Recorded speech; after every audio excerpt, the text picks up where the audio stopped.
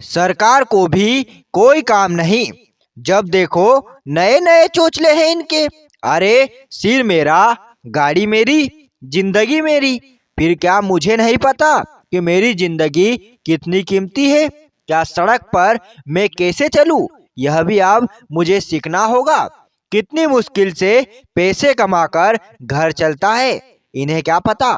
बड़बड़ाते हुए उदय ने सुबह को आवाज लगाई। सुबह, जल्दी से हेलमेट दे दो, वरना इन ट्रैफिक वालों को तो बहाना चाहिए चालान काटने का। महंगाई के इस दौर में कमाई का धंधा बना लिया है इन्होंने। सुबह दौड़ती सी आई और हेलमेट पकड़ाते हुए अनुनय से भरे स्वर में कहा, धीरे ही, परंतु आधी बात उसके मुंह में ही रह गई। ऑफिस के लिए जाने में देर हो रही थी। उदय ने हेलमेट लिया और जल्दबाजी में मोटरसाइकिल की हैंडल में ही टांग कर घर से निकल गया। सुबह भी काम में लग गई। घर में सास ससुर के साथ ही रहती थी। अभी उन्हें नाश्ता देना था। बच्चों के स्कूल का समय हो रहा था।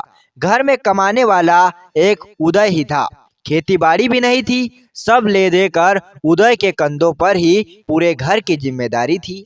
वह एक एक पाई फूक फूक कर खर्च करता था। उदय को घर से निकलने अभी कुछ ही देर हुई थी कि फोन की घंटी बज उठी।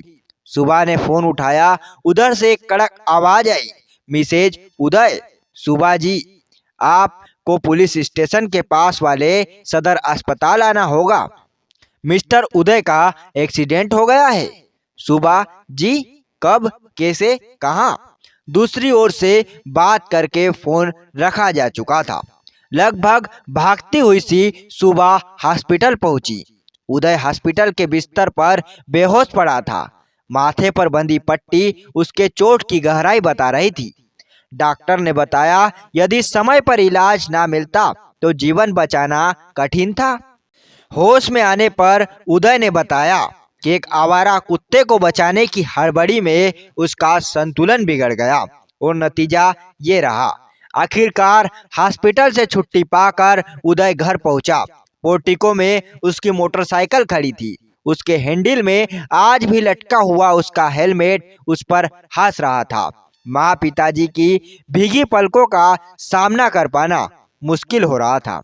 सामने से बच्चे उससे लिपट गए तो उदय के लिए भी स्वयं की भावनाओं पर नियंत्रण असहाय सा हो गया। उदय की आंखों में दुर्घटना के समय का दृश्य घूम गया। बेहोश होने तक आंखों के समक्ष बस इन सब का चेहरा ही घूम रहा था। पता फिर उन्हें देख भी पाएगा या नहीं। उसने खुद से और अपने परिवार से एक पक्का वादा किया कि चाहे जो हो जाए, बिना हेलमेट के अपने घर से बाहर नहीं निकलेगा। सड़क सुरक्षा के नियमों का पालन जुर्माने के डर से नहीं, अपनी सुरक्षा के लिए करेगा। दोस्तों, आपको ये कहानी कैसी लगी नीचे कमेंट बॉक्स के माध्यम से हमें जरूर बताएं। और दोस्तों, आपको कहानी अच्छी लगी होगी तो आप चैनल को सब्सक्राइब जरूर करेंगे। धन्यवाद।